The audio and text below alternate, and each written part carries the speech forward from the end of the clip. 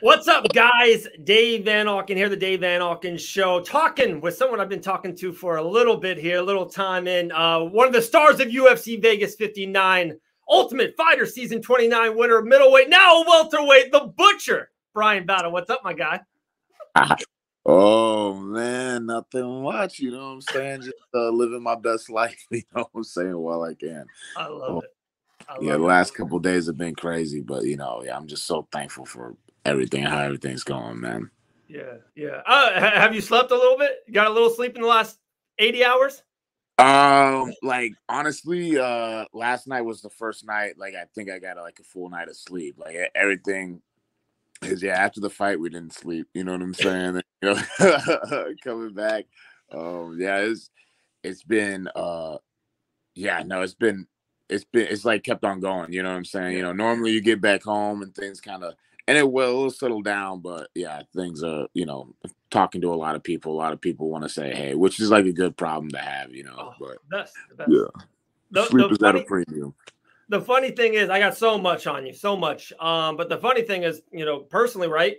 So we had a family vacation. We went to Boone, North Carolina, got away for a little bit. It was awesome. On the way back, we saw our girl, Taylor Starling. We'll get into her in a second. But more importantly, we got into Keith. Keith just flew in. He said he wanted to see me. The family were at Modern Warrior. So I saw Keith, talked to him for 5-10 minutes. It was awesome. And, he told me just about the weekend, how you guys had a great time. And, dude, I always say about it, Bryan, the locker room's a real thing. Like that, the mojo and the positivity and all that. But one thing he said to me is like, Dave, I shit you not. We practiced that 1-2 kick combo. Like we kept practicing that kick that we thought that would actually seriously hit. How does it feel to all that hard work, a ton of years, but at least for this camp and that kick did hit, knocks him out. It's a highlight. You're on ESPN, my man. You're on ESPN. You're everywhere. Yeah, man. Well, it's crazy because, I've always felt like, even going back to my amateur days, there's things you see when you're watching people fight and you're like, oh, okay, I could take advantage of that. And then like the actual fight happens and you still see those things. It's just like a matter of like taking advantage of it, having the confidence to like actually let it fly, when the opportunity shows itself. And it's something we drilled ad nauseum.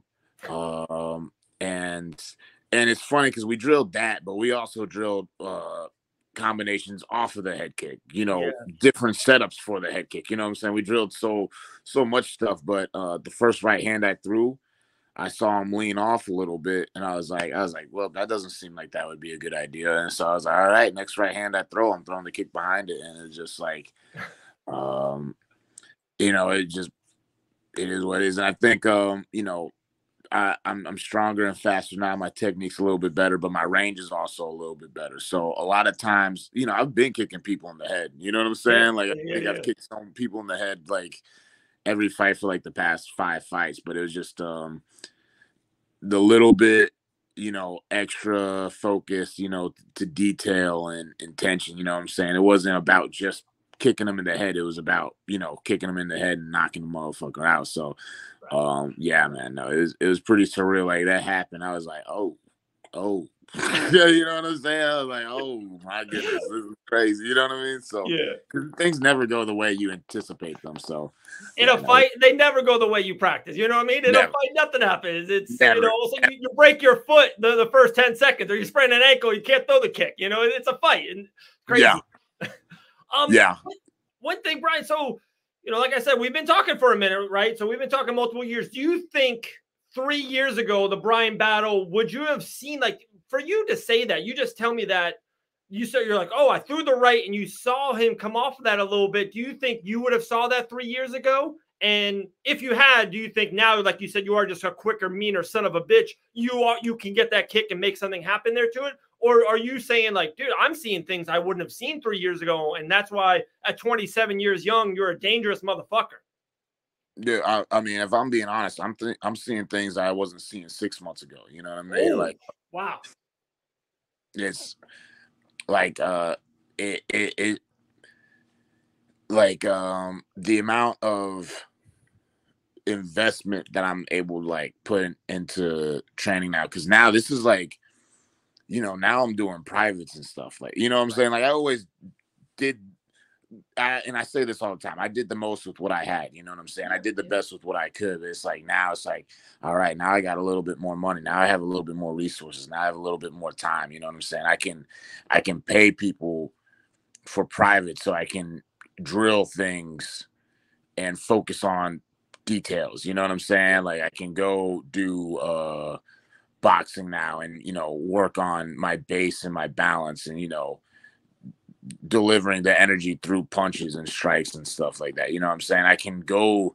and, I have the time and, resources to do privates with Keith and work on like a bunch of combinations and stuff like that, and then it's great too, because yeah, kind of like you said with the locker room.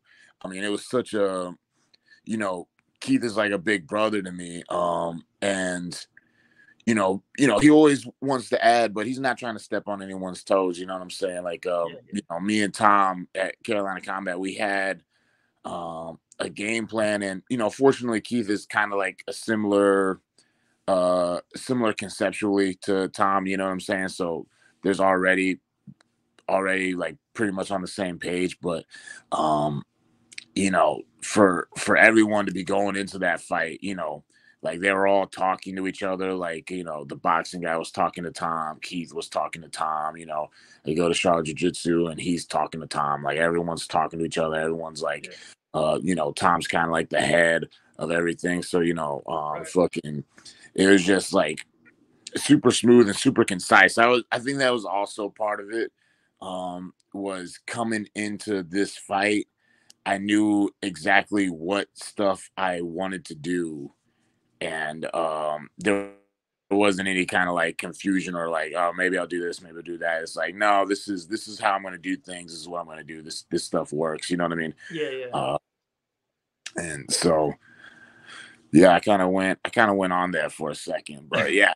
So good, now the funny thing is, I never talked to you about this. Haven't asked you this one yet. Like those old cartoons, there's like a devil on one side of the shoulder, and there's that angel on the other side of the shoulder. Who was that angel on that side of the shoulder to say, "Hey, Brian, let's go to 170. Let's go welterweight"? When did this come to be?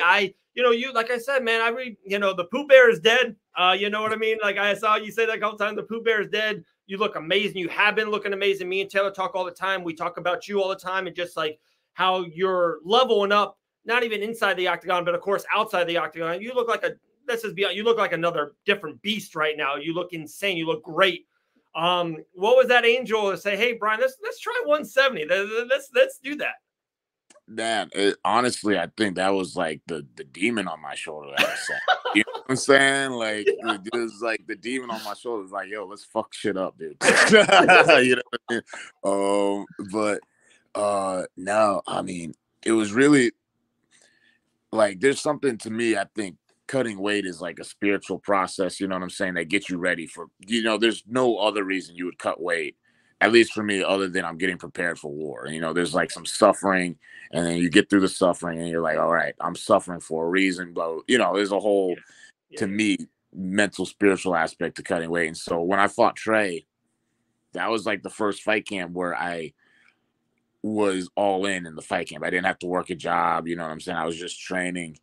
And that was the first fight I never really had to cut weight. You know what I'm saying? For the tough finale, I had to cut 15, 20 pounds a couple days before the fight. With Trey, I had to go put on some sweats, go into a hot room and grapple for half an hour. And then I just woke up on weight. It was just, wow. On one hand, it was nice, but it was weird. You know what I'm saying? Yeah. Like, it felt like I was cheating the system or something. Like, yeah, I felt like I was cheating, and so after that fight, I was like, okay, I need to get bigger. You know what I'm saying? I was like, this is a good opportunity. I can get bigger. I can get stronger. I can get faster, more athletic overall. And so I started doing athletic training, like more athletic training, started like really like taking in the protein and whatever, and like I got stronger, which I wanted to. I got faster, which I wanted to. But then I was like losing weight too. It's like my body was just getting rid of anything it didn't need, So yeah, after a couple weeks, I was like, dang, man, I think I can make welterweight. Like, you know what I'm saying? I was like, I'm walking around 195 right now. It's like, this doesn't, Like, and so I just did a test cut. It went well, and then I messaged my manager. I was like, "Yo, we're welterweights now. Like, let them know. Let Sean Shelby know. I'm coming to pick on all these little dudes at welterweight." Let's just be honest. There's a champ there at welterweight, pretty good. Kamaru Yeah. Usman, and he just did that picture with Jan Blachowicz. Like he keeps on, throwing out those rumors. Hey, I want to go to light heavyweight. I want to see what I want to do because he doesn't want to fight Izzy. And Usman looks like a light heavyweight. Him versus Jan, they didn't look too far off. So at the end of the tunnel where you kind of might have to be. So I think it's a brilliant move by you, especially like you're saying that you can make it. Hey, 1 in, 1 out, right? Like that was, I think, probably your best performance of your career at welterweight. So I love it. Let's jump on it. You probably answered this question 5 times, but I got to ask it. Yeah. Ultimate Fighter champion, like how cool and unique and ironic, all those, adjectives, right?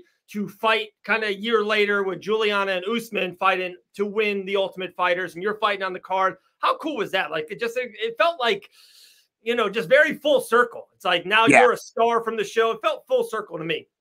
No, it was really cool. I like tough isn't like what it used to be, which would make it cool. Like I don't even think Juliana Miller knew who I was when I first saw. I think we rolled up on each other in the checkout, and I was like, "Yo, good job!" Like, because I've been watching the show. You know what I'm saying? Yeah. That's my girl too. Juju's my girl. Yeah. I was like, "Yo, good job," and she was just like looking at me like, "Thank you, whoever you are." But no, it was awesome. And that's the only way I would have been okay with being on the prelims. I was all right. This is a tough one out. I'll be on the prelims for this. But seeing those guys do their thing, and then that whole card was just magical, man. You know what I'm saying? No judges needed. No judges needed. No judges needed. You know what I'm saying? And it's funny. Jamal Hill, I ran into him before. I was talking to him and Terrence McKinney just like at the casino, and he was saying, I don't know if he meant it, but he was like, man, we got a lot of good people on this card. This card could be special. You know what I'm saying? He's like, all we got to do is go out there and perform. And then, needless to say, it was like everybody went out and performed. You know what I mean? Like, so, yeah, no, the whole card, top to bottom, was great. I met a lot of really great people.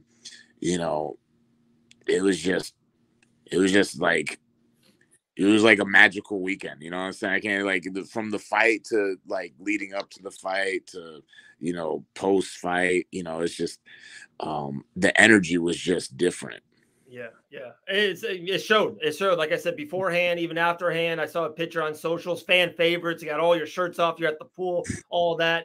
Kind of another question, fun, very personal to us. One thing you did, even kind of under the Fight Bananas banner sometimes back in the day, and then you did it with someone else. Like you used to do like the betting shows and stuff of that nature. I remember that. I was so intrigued. I always loved your insight and your takes and like how much time and effort you really put into it.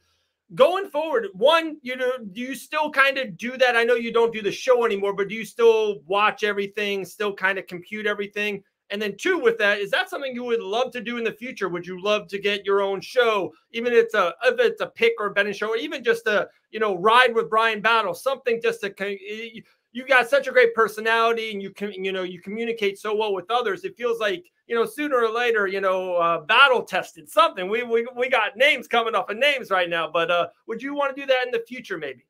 Yeah. I mean, because, fighting isn't a career, it's an opportunity. Right. So it's like, you kind of have to, nail something down while you got something going on.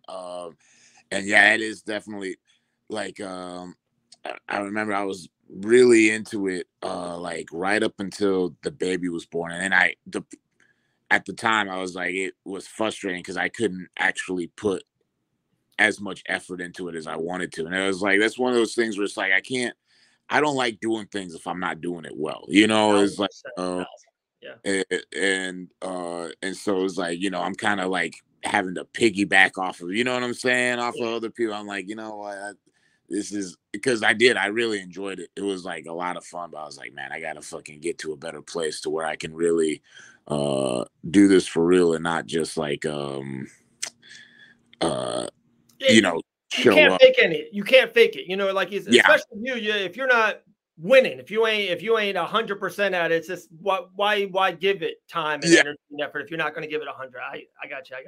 But hell yeah, no, dude. Eventually, it's like I got to. You know what I'm saying? As me and my buddy, we were talking about that last night, like different things. You know, because oh man, it's like you just got to find your lane. You know what I'm saying? And there's so many lanes. Yeah, it's like there's like regular shit I wouldn't mind talking about, like you know, fighting stuff. Yeah, no, I love you know, I heard a baby rumor about maybe you and a Killer Bee eating food and talking about it. I heard that a little while ago. That's been talked about. We'll see if anything of fruition comes to that. I mean, that's been talked about, and that would be that'd be something, because that's just like you just show up, eat some, talk shit. You know what I'm saying? But you know, we'll see. I mean, at this point, fuck, man, I'm open. You know, hopefully opportunities keep on opening, and you know, I'll be able to just take advantage of everything. You know what I'm saying, to the utmost. You know, pick the right things, as little wrong things as possible. You know what I mean? Try to get out on all this. Two more things for you, my guy. Appreciate your time talking with Bryan Battle, Ultimate Fighter 29 champion, undefeated under the UFC banner, now welterweight. Two last things. One, let's talk about Taylor Starlin. A couple weeks from now, Albuquerque, New Mexico, fighting Christine Ferea for the Bare Knuckle FC flyweight champion. Yeah. I know you've been spending a lot of time, and Keith and Taylor training.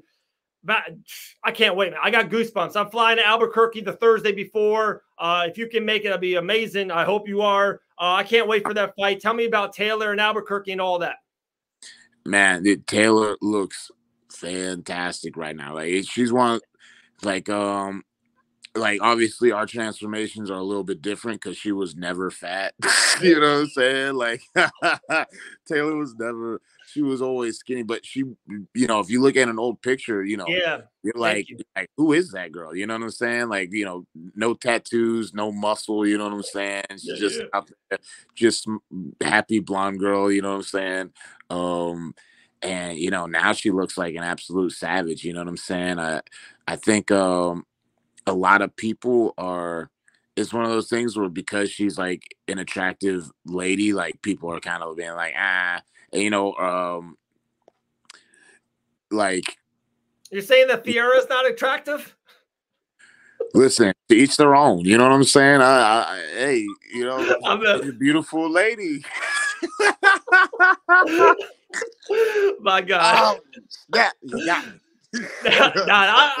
hear you. Like back with what you're saying about Taylor. Like, oh, you know, like I said, you know how long Taylor and I go back. Like she was like a string bean, very, very clean, very thin, doing the boxing thing and stuff and kickboxing. Now she's got a 12-pack, she's got shoulders, she's got everything going on. I can't wait for that fight. Like I can't wait for the fight. I think she even knows it too. And you know, I talked to Christine multiple times.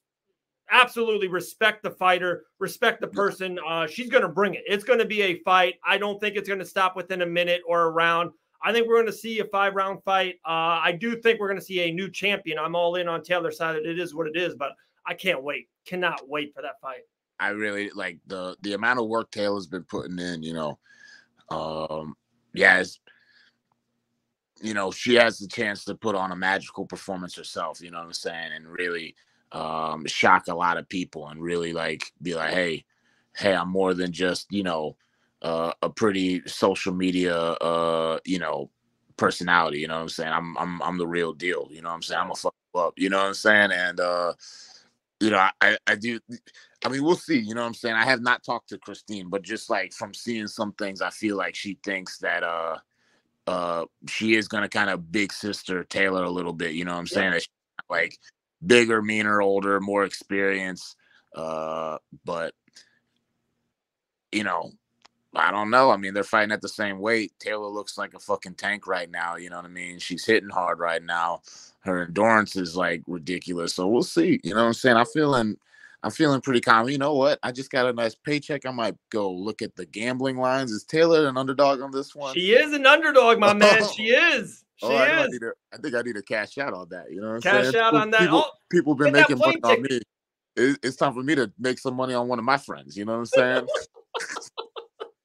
I've been hearing that. I've been hearing that. It's funny too. Just to be not the last thing, but funny. So we have a betting show under Fight Bananas, we call Bet and Bananas, and one of my analysts, co-host Elle Wagman, undefeated fighter herself, brilliant mind, and she's like, hey, Sato's been around the block, and like Battle hasn't been tested and all this stuff and all this, and she's like, I think I'm leaning Sato. I'm like, you can do that, but you're gonna lose out on that, and also like what I said to her, like what I like how you always find a way to win. If it's, you know, the first round was maybe a little tough with you and Gore, maybe got your eye a little bit, but you found a way to win that fight. The Ultimate Fighter finale, this fight, like I like what I see out of you inside that octagon. Like you just are going to find a way to win this fight one way or another. So I love that about you.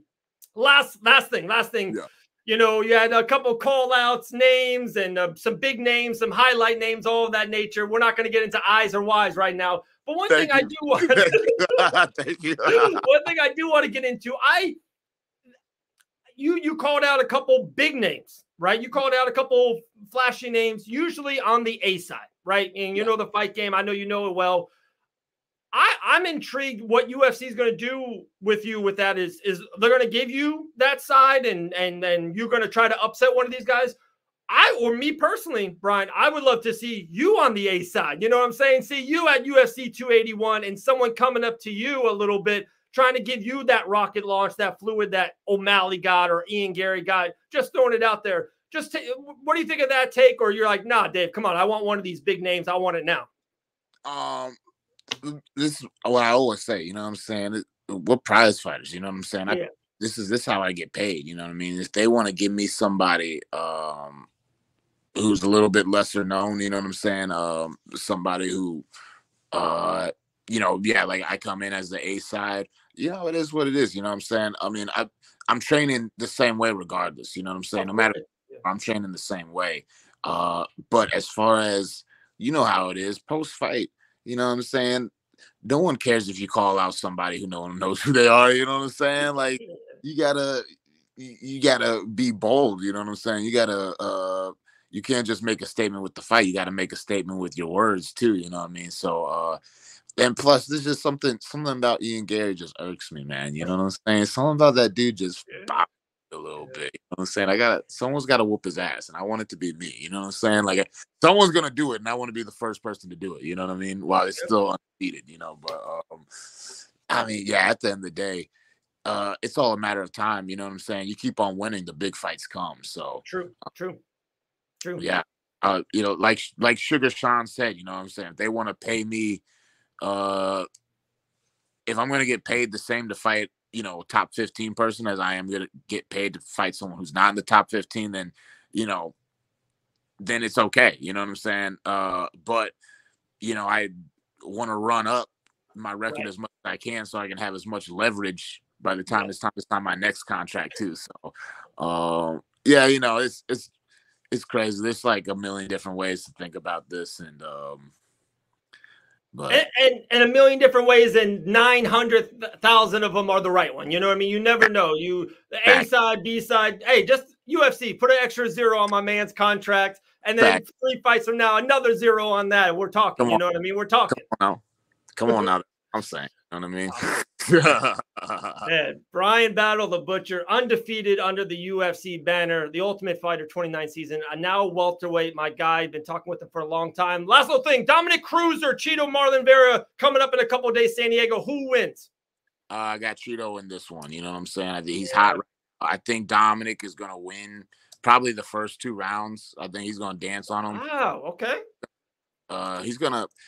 I think it'll be really similar to Chito's last fight, where Dominic's kind of like touching him up and just, you know, dancing around, touching him up. But then once Chito gets a read on his range and where to find violent, quick. Yeah, it's going to be big shots. So that should be a pretty fun fight. But yeah, I think Chito gets it done, starts taking things over later. The longer the fight goes, the more Chito's going to take over. I like that. Brian Battle's got Chito, Marlon Vera in the main event. Hopefully we see Brian back in the octagon late 2022. My guy, have a great fall. Man, talk to you soon. Hopefully we'll see you in Albuquerque, all right? Yes, sir. Yes, sir. All right, brother. Appreciate you. All right, you have a good one.